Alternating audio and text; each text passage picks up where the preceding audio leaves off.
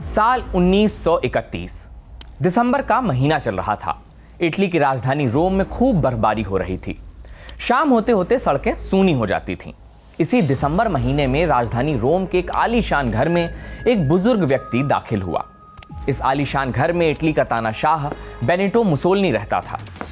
इस घर में एक भव्य हॉल था और आखिर में एक बड़ा सा टेबल, जिसके पास मुसोलिनी बैठा करता था। मुसोलिनी टेबल पर हाथ टिकाए उस बुजुर्ग का इंतजार कर रहा था। वह बुजुर्ग कोई और नहीं, महात्मा गांधी थे। महात्मा गांधी और मुसोलिनी के बीच बातचीत शुरू हुई। मुसोलिनी ने महात्मा गांधी से सवालिया लहजे में पूछा, क्या आप भारत में लोकतांत्रिक सरकार चाहते हैं? महात्मा गांधी का जवाब था, बिल्कुल, हम लोकतंत्र ही चाहते हैं। मुसोलिनी ने फिर से पूछा, और किसी एक व्यक्ति के शासन के बारे में आप क्या राय रखते हैं? महात्मा गांधी ने तपाक से कहा, मुझे तानाशाही पसंद नहीं। बाद में उस मुलाकात को याद करते हुए महात्मा गांधी ने दिल्ली में कहा था, मुसोलिनी की आंखें किसी बिल्ली जैसी थीं। पास में बैठे किसी व्यक्ति ने कहा कि बिल्ली नहीं, शैतान जैसी आंखें थीं। यह सुनकर गांधी मुस्कुरा दिए।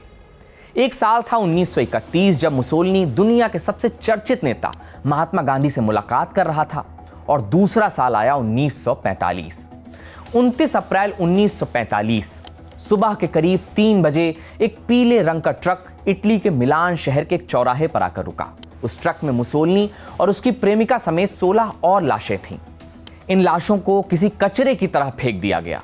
सुबह होते ही करीब 5000 से ज्यादा लोग चौराहे पर जमा हो गए। इस भीड़ में से एक महिला निकल कर आई। महिला के हाथ में पिस्तौल थी। उसने मुसोलिनी की लाश पर लगातार 5 गोलियां दागी। गोली सीधे मुसोलिनी के सिर में लगी। थोड़ी देर बाद एक और महिला ने सबके सामने मुसोलिनी के चेहरे पर पेशाब कर दिया। एक समय इटली पर राज करने वाले मुसोलिनी ने ऐसा क्या किया कि इटली के लोग मुसोलिनी से इस हद तक नफरत करने लगे? आखिर फांसीवादी तानाशाह मुसोलिनी की कहानी क्या है? तो दुनिया रोज बनती है कि इस एपिसोड में कहानी इटली के फांसीवादी तानाशाह बेनिटो मुसोलिनी की। इस एपिसोड में हम जानेंगे एक लोहे के कारीगर का बेटा मुसोलिनी कैसे बना सबसे बड़ा फांसीवादी तानाशाह। मुसोलिनी अपनी प्रेमिकाओं को चाकू से क्यों खरोच देता था? मुसोलिनी का राष्ट्रीय स्वयंसेवक संघ यानी आरएसएस से क्या रिश्ता था? कवि रविंद्रनाथ टैगोर ने मुसोलिनी से मुलाकात क्यों की थी? और मुसोलिनी की लाश पर महिला ने पेशाब क्यों की थी? नमस्ते, मेरा नाम है मुकुल सिंह चौहान और आप देख रहे हैं जिस्ट की पेशकश दुनिया रोज बनती है।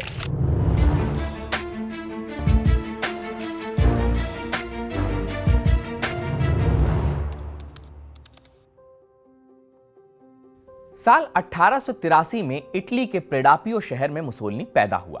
मुसोलिनी का पूरा नाम बेनिटो अमलकारी एंद्रिया मुसोलिनी था। दरअसल मुसोलिनी के नाम में 3 शख्सियतों के नाम शामिल थे। मुसोलिनी के पिता सोशलिज्म की विचारधारा से प्रभावित थे, इसलिए जब मुसोलिनी पैदा हुआ तो उन्होंने मैक्सिको के राष्ट्रपति बेनिटो जुआरेज और इटली के 2 सोशलिस्ट नेता अमिलकारी किपरियानी और एंद्रिया कोस्टा के नाम से एक एक शब्द निकालकर मुसोलिनी का पूरा नाम रखा था। मुसोलिनी अपने पिता अलेसांद्रो की समाजवादी विचारधारा से ताउम्र प्रभावित रहा। वह ईश्वर और एलिट क्लास को हमेशा नापसंद करता रहा। उन दिनों के इटली में सेना में भर्ती होना सभी के लिए अनिवार्य था। समाजवादी इसका विरोध करते थे। मुसोलिनी भी सेना का विरोध करता था। उसे सैनिक बनने में कोई दिलचस्पी नहीं थी। वह एक टीचर बनना चाहता था। टीचर बनने के लिए ही मुसोलिनी ने अपना देश इटली छोड़ दिया और वो स्विट्जरलैंड चला गया। मुसोलिनी भले ही ईश्वर में यकीन नहीं रखता था, लेकिन मुसोलिनी की मां ईश्वर में बहुत यकीन रखती थी। इसके बावजूद मुसोलिनी अपनी मां को बेहद प्यार करता था। साल 1905 में जब उसकी मां का निधन हुआ तो मुसोलिनी बहुत रोया। वह अपनी मां की कब्र पर कई दिनों तक जाता था और रोता रहता था। उसके बाद मुसोलिनी ने टीचर की नौकरी शुरू की, लेकिन वह स्वभाव से बहुत चिड़चिड़ा था। वह बच्चों को खूब पीटता था, जिसकी वजह से स्कूल के बच्चे उसे अत्याचारी नाम से बुलाते थे। इन्हीं दिनों मुसोलिनी को उसकी पहली प्रेमिका मिली। मुसोलिनी ने अपनी जेल डायरी में लिखा है, उन दिनों मेरी जिंदगी में 3 चीजें थीं, किताब, शराब और सेक्स। मैं किसी जानवर की तरह अपनी प्रेमिका को चबा के खा जाना चाहता था। मुसोलिनी का व्यवहार एक क्रूर हिंसक जानवर के जैसा था। उसकी प्रेमिका 20 साल की एक खूबसूरत लड़की थी, लेकिन वह हमेशा उसके साथ उग्र होकर पेश आता। एक बार तो मुसोलिनी ने अपनी प्रेमिका को धारदार चाकू से बुरी तरह खुरुच दिया था। मुसोलिनी के पास 2 काम थे। वह या तो स्कूल में पढ़ाता या फिर अपनी प्रेमिकाओं के साथ हिंसक तरीके से यौन संबंध बनाता। लेकिन इन सब के साथ साथ मुसोलिनी समाजवादी आंदोलन में भी हिस्सा लेता और अतिवादी विचारधारा पर जोर देता। वह धीरे धीरे अपने इलाके में कॉमरेड मुसोलिनी के नाम से मशहूर होने लगा। इसी बीच उसने एक किसान आंदोलन में हिस्सा लिया और उसे 3 महीने की जेल की सजा सुनाई गई। जेल से निकलने के बाद मुसोलिनी ने टीचर की नौकरी छोड़ दी। उसने पत्रकार बनने का फैसला किया। वह एक कम्युनिस्ट अखबार के लिए लिखने लगा। मुसोलिनी ने अपने जीवन में सबसे मन लगाकर जिस काम को किया वह काम था अखबार में लिखना। मुसोलिनी समाजवादी विचारधारा पर बड़े ही उत्तेजक तरीके से लिखता था। अपने एक लेख में उसने लिखा, राष्ट्रवाद और देशभक्ति वगैरह मजदूरों को बहकाने का औजार है और युद्ध पूंजीपतियों के लाभ का औजार है। यह बात हैरान कर देती है कि अगले ही कुछ वर्षों में वही मुसोलिनी फांसीवादी विचारधारा में यकीन करने लगता है और युद्ध को अपना सबसे बड़ा हथियार बनाता है। सोशलिस्ट आंदोलनों में शामिल होने के कारण साल 1909 में मुसोलिनी को ऑस्ट्रिया से गिरफ्तार करके देश से निकल जाने का आदेश दिया गया। मुसोलिनी अपने पिता के पास इटली लौट आया। मां के मरने के बाद मुसोलिनी के पिता ने दूसरी शादी कर ली थी और दूसरी पत्नी से 5 बच्चे भी थे। मुसोलिनी को अपनी सौतेली बहन से प्यार हो गया, लेकिन उसकी सौतेली बहन ने मुसोलिनी से शादी करने से इनकार कर दिया और उसने कब्र खोदने वाले लड़के से शादी कर ली। इसके बाद मुसोलिनी को एक और सौतेली बहन राचेल से प्यार हो गया। राचेल भी शादी करने के लिए तैयार नहीं थी। मुसोलिनी के माँ बाप भी नहीं चाहते थे कि मुसोलिनी अपनी सौतेली बहन से शादी करे। जब मुसोलिनी के पिता ने उसे समझाने की कोशिश की तो मुसोलिनी ने अपनी कनपट्टी पर पिस्तौल सटाते हुए कहा कि अगर उसकी शादी सौतेली बहन राचेल से नहीं होती है तो वह खुद को गोली मार लेगा। शादी तो नहीं हुई, लेकिन वह राचेल के साथ रहने लगा। इन्हीं दिनों मुसोलिनी ने अपना पहला नॉवेल द कार्डिनल्स मिस्ट्रेस लिखा और उसने अपना पहला अखबार शुरू किया, क्लास स्ट्रगल। मुसोलिनी अपने अखबार में कहता कि भगवान का अस्तित्व नहीं है। वह अखबार में समाजवाद की पैरोकारी करता। लेकिन ऐसा क्या हुआ कि कुछ सालों बाद घोर समाजवादी मुसोलिनी फांसीवादी हो गया और तानाशाह बनकर अपने विरोधियों का कत्ल करवाने लगा। मुसोलिनी के नए अखबार द पीपल ऑफ इटली का पहला अंक 14 नवंबर 1914 को पब्लिश हुआ। इस अखबार के पहले अंक पर ब्लांकी का कोट लिखा था, जिसके पास लोहा होगा उसी के पास रोटी होगी। प्रथम विश्व युद्ध यानी फर्स्ट वर्ल्ड वॉर साल 1914 में शुरू हुई, जो 1918 तक चली। इस युद्ध के दौरान दुनिया के ताकतवर देशों के 2 गुट बने। पहला गुट था एलाइड पावर्स का। इस गुट में ब्रिटेन, फ्रांस, रूस और अमेरिका जैसे देश शामिल थे। वहीं दूसरा गुट एक्सिस पावर्स का था। इस गुट में जर्मनी और ऑस्ट्रिया जैसे देश शामिल थे। पहले इटली विश्व युद्ध में शामिल होने से कतरा रहा था, लेकिन जब साल 1915 में लंदन की संधि हुई, जब एलाइड पावर्स ने इटली को लालच दिया तो इटली भी विश्व युद्ध में शामिल हो गया। मुसोलिनी की सोशलिस्ट पार्टी नहीं चाहती थी कि इटली युद्ध में शामिल हो, लेकिन मुसोलिनी अपनी पार्टी के खिलाफ था। उसने इटली के युद्ध में शामिल होने की पैरोकारी की। उसने चौराहों पर खड़े होकर युद्ध के समर्थन में भाषण दिए। इस भाषण के कारण उसे पार्टी से निकाल दिया गया। पार्टी से निकाले जाने के बाद मुसोलिनी ने अपनी एक अलग पार्टी बनाई और इटली की तात्कालिक सरकार को विश्व युद्ध में शामिल होने के लिए दबाव बनाने लगा। साल 1915 में जब इटली युद्ध में शामिल हो गया, इटली के युद्ध में शामिल होने से मुसोलिनी बहुत खुश हुआ। वह खुद सेना में शामिल हो गया और 2 साल तक अलग अलग मोर्चों पर लड़ता रहा। जब मुसोलिनी युद्ध से लौटा तो उसकी नसों में फांसीवाद की विचारधारा बहने लगी थी। फांसीवाद एक ऐसी दक्षिणपंथी विचारधारा है जो तानाशाही, युद्ध और साम्राज्यवादी हिंसा का समर्थन करती है और वन पार्टी सिस्टम और वन लीडर का भी समर्थन करती है। मुसोलिनी इटली का तानाशाह बनना चाहता था, इसलिए उसने फांसीवाद का दामन थामा। मुसोलिनी ने फासिस्टों का एक संगठन तैयार किया। साल 1919 में इटली में हुए चुनावों में उसे केवल 4000 वोट मिले।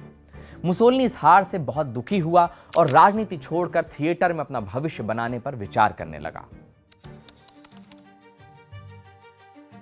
साल 1920 में मुसोलिनी ने हवाई जहाज चलाना सीखा। वह हवाई जहाज चलाकर लोगों को यह दिखाना चाहता था कि वह इटली की जनता को बेहतर और आधुनिक जिंदगी दे सकता है।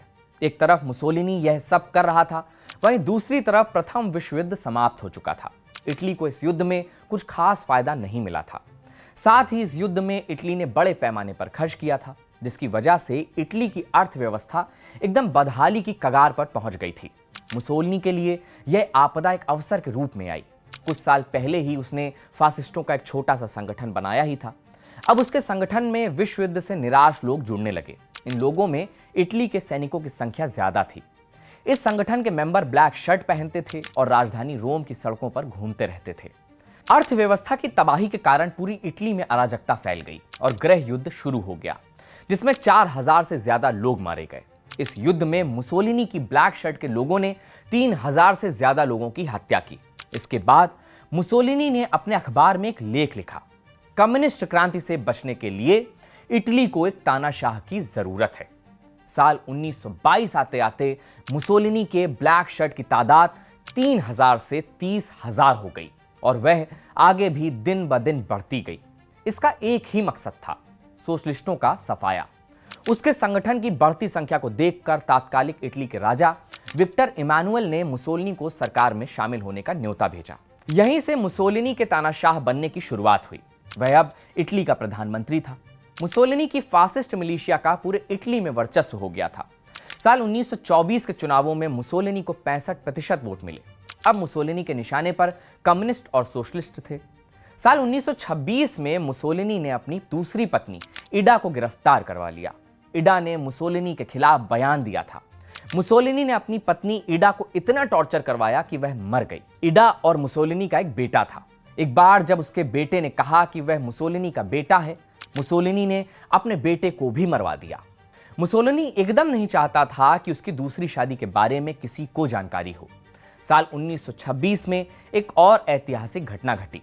इसी साल मुसोलिनी के पास जर्मनी से एक चिट्ठी आई। यह चिट्ठी किसी जर्मन नौजवान ने लिखी थी। इस चिट्ठी में मुसोलिनी को संबोधित करते हुए लिखा गया था, आप मेरे आदर्श हैं, आप मुझे अपनी एक तस्वीर भेजें।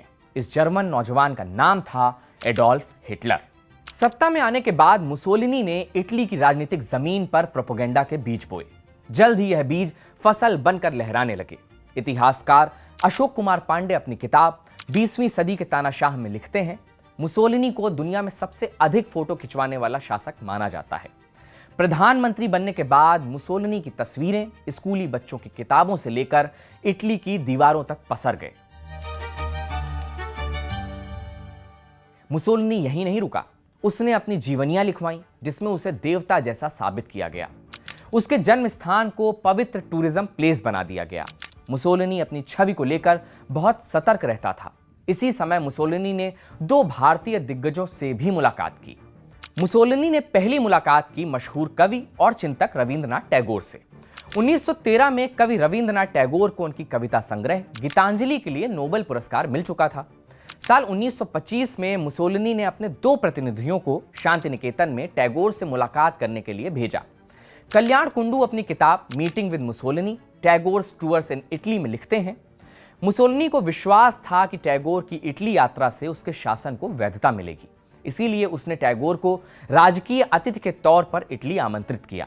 जून 1926 में रविंद्रनाथ टैगोर इटली पहुंचे, जहां उनकी मुलाकात मुसोलिनी से हुई। मुसोलिनी ने टैगोर की प्रशंसा की और टैगोर भी मुसोलिनी के व्यक्तित्व से काफी प्रभावित हुए। हालांकि बाद में टैगोर ने उस मुलाकात को एक बड़ी भूल करार दिया था। मुसोलिनी की दूसरी मुलाकात साल 1931 के दिसंबर महीने में महात्मा गांधी से हुई थी। महात्मा गांधी गोलमेज सम्मेलन में भाग लेने के लिए लंदन गए थे। इसी दौरान उनकी मुलाकात मुसोलिनी से हुई। मुसोलिनी ने एक और भारतीय शख्सियत से इसी साल यानी 1931 में मुलाकात की थी। इस भारतीय शख्सियत का नाम था बीएस मुंजे। बीएस मुंजे राष्ट्रीय स्वयंसेवक संघ से ताल्लुक रखते थे। उन्होंने इटली जाकर मुसोलिनी से मुलाकात की थी और मुसोलिनी की तारीफ भी की थी। साल 1932 का था। मुसोलिनी अपनी अल्फा रोमियो कार से ऑस्ट्रिया की तरफ जा रहा था। अचानक उसने देखा कि खूबसूरत लड़की ड्यूचे ड्यूचे चिल्लाते हुए उसकी कार की तरफ दौड़ रही है। दरअसल मुसोलिनी को ड्यूचे के नाम से भी संबोधित किया जाता था, जिसका मतलब होता है लीडर। मुसोलिनी ने अपनी कार रुकवाई और उस लड़की से मिलने के लिए कार से उतरा। उस लड़की का नाम क्लारा था। उसकी उम्र करीब 20 साल की थी। क्लारा का पति इटली एयरफोर्स में लेफ्टिनेंट था। क्लारा ने मुसोलिनी से अपनी कांपती हुई आवाज में कहा कि मैं आपको बहुत पसंद करती हूं, मैं आपको बचपन से देखती आई हूं, आप मेरे लिए भगवान हैं। मुसोलिनी को खूबसूरत औरतों के साथ संबंध बनाने का अजीब शौक हमेशा से रहा। उसने क्लारा को अपनी गर्लफ्रेंड बनाया और उसके साथ रहने लगा। इससे पहले मुसोलिनी 2 शादियां कर चुका था। साल 1935 में मुसोलिनी ने एबिसिनिया पर कब्जा किया। इस कब्जे में लाखों लोग मारे गए। दुनिया भर में द्वितीय विश्व युद्ध की आहट सुनाई देने लगी थी। एक तरफ इटली में फांसीवादी मुसोलिनी का शासन था, तो वहीं दूसरी ओर जर्मनी में नाजी हिटलर की क्रूरता चरम पर थी और मित्र राष्ट्रों का लालच भी उबाल पर था। साल 1939 में द्वितीय विश्व युद्ध की शुरुआत हो गई, लेकिन इटली इसमें तुरंत शामिल नहीं हुआ। इटली इस युद्ध में दूसरे पाले यानी एक्सिस अलायंस यानी जर्मनी और जापान के साथ था। वह अमेरिका, इंग्लैंड और फ्रांस के खिलाफ लड़ रहा था। जैसे ही हिटलर की क्रूर सेना धड़धड़ाते हुए फ्रांस में घुसी और कहर बरपाने लगी, तो फिर उसके बाद हिटलर के दोस्त मुसोलिनी के पास युद्ध में शामिल होने के अलावा कोई चारा नहीं था। इटली की जनता मुसोलिनी के इस कदम के साथ नहीं थी। मुसोलिनी का यह दांव उल्टा पड़ गया। उसके तानाशाही के दिन पूरे होने को थे। जैसे जैसे विश्व युद्ध बढ़ता गया, इटली सहित बाकी धुरी राष्ट्रों की हार होने लगी। 19 जुलाई 1943 को इटली की राजधानी रोम पर भी बमबारी शुरू हो गई। पूरा इटली मुसोलिनी की तानाशाही के कारण बर्बादी की कगार पर पहुंच चुका था। मुसोलिनी के खिलाफ विरोध को देखते हुए इटली के राजा विक्टर इमैनुअल ने उसे मिलने के लिए बुलाया। मुसोलिनी जैसे ही राजा से मिलकर बाहर निकल रहा था, उसे गिरफ्तार कर लिया गया। उसे दूर किसी द्वीप पर भेज दिया गया। इसी बीच मुसोलिनी का दोस्त हिटलर लगातार उसके बारे में पता लगा रहा था।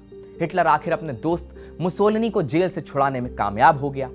अब मुसोलिनी की ताकत कम हो चुकी थी, लेकिन क्रूरता तो एक आदत जैसी होती है। मुसोलिनी ने हिटलर के सैनिकों के साथ मिलकर अपने दामाद की ही हत्या करवा दी। इसके साथ साथ उसने इटली के कई बड़े नेताओं की भी हत्या करवाई। यह विश्व युद्ध का आखिरी दौर था, यानी 1943-44 का साल। मुसोलिनी हिटलर की सेना की बदौलत इटली के कुछ हिस्सों का शासक बना रहा। इस दौरान वह खुद को राजनेता नहीं, पागल कवि कहकर संबोधित करता। फरवरी 1945 आते आते जर्मनी विश्व युद्ध हार चुका था। हिटलर, जो कि एक साल से मुसोलिनी को बचा रहा था, अब उसका भी साया हटने लगा था। 19 अप्रैल 1945 को मुसोलिनी भागकर इटली के मिलान गया। उसकी गर्लफ्रेंड क्लारा भी उसके साथ थी। वह वहां से भी भागा, लेकिन वह मौत की तरफ भाग रहा था। 27 अप्रैल 1945 को मुसोलिनी अपने साथियों के साथ स्विट्जरलैंड की ओर भागते हुए पकड़ा गया। मुसोलिनी एक ट्रक में छुप कर बैठा था। जैसे ही मुसोलिनी की पहचान हुई, वह दिखाने की कोशिश करता रहा कि वह शराब के नशे में धुत है, लेकिन उसका बहाना ज्यादा देर तक नहीं चला। एक सैनिक ने उसकी पीठ थपथपाते हुए कहा, कॉमरेड। मुसोलिनी कुछ नहीं बोला। दूसरी बार भी ऐसा ही हुआ। तभी खींचकर सैनिक ने जोर से कहा, कैवेलियर बेनिटो मुसोलिनी। उसके बाद मुसोलिनी ने अपने सिर से हेलमेट उतारा। उसका सिर गंजा था। उसने अपना ब्रीफकेस देते हुए एक सैनिक से कहा, इसे संभाल कर रखिए, इसमें इटली का भाग्य कैद है। बाद में जब यह सूटकेस खोला गया तो उसमें मुसोलिनी द्वारा हिटलर और चर्चिल को लिखे गए खत मिले। थोड़ी देर बाद मुसोलिनी की प्रेमिका क्लारा को भी उसके पास भेज दिया गया।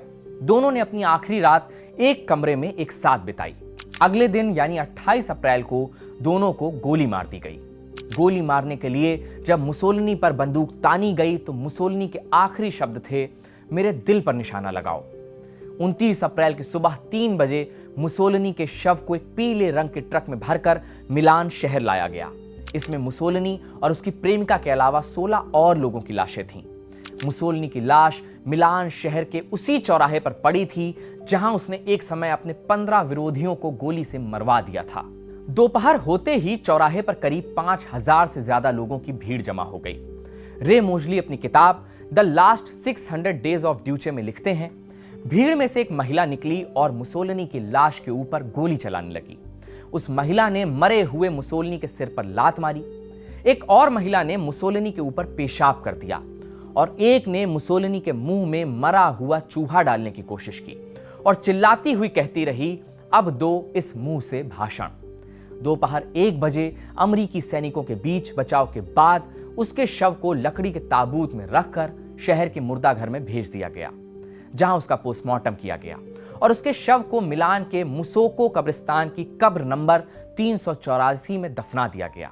मुसोलिनी के दिमाग में क्या था, इसे जानने के लिए उसके मस्तिष्क के एक हिस्से को अमेरिका के वॉशिंगटन के एक अस्पताल में भेजा गया, जहां उसका परीक्षण किया गया और कई दशकों बाद उसकी पत्नी राशेल को लौटा दिया गया। तो यह इटली के तानाशाह बेनिटो मुसोलिनी की कहानी थी, जिसे लिखा था हमारे साथी शुभम ने। आप दुनिया रोज बनती है कि प्लेलिस्ट पर जाएं, हमारे और भी एपिसोड्स देखें और हमें बताएं कि आप किन किन किरदारों की कहानी जानना और सुनना चाहते हैं। इस वीडियो को अपना प्यार दीजिए, कमेंट करके हमें बताइए कि आपको एपिसोड कैसा लगा। वीडियो देखने के लिए बहुत बहुत शुक्रिया।